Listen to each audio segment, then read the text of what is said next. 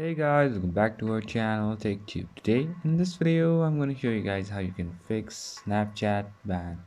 So I'll be teaching you guys a very easy step, so don't you worry about anything, and if you have any problems or any queries, just let me know in the comment section right away. And now let's just get started.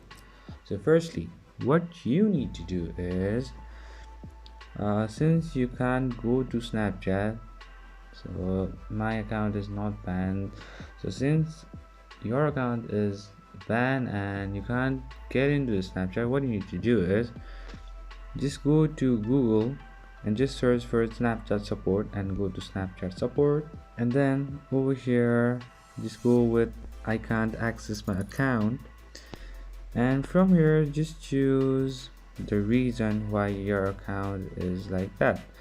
So let's say my account is locked in this case. So over here they will give you the guidelines, and just follow the guidelines and then request for the unban, and then the process will be completed and then it will be fixed. So that's pretty much, guys, that's how you do it. I hope this video is helpful for you guys. So thank you for watching our video, guys. If you like our video, please leave a like and do not forget to subscribe our channel and also the bell icon so you never miss an update from us.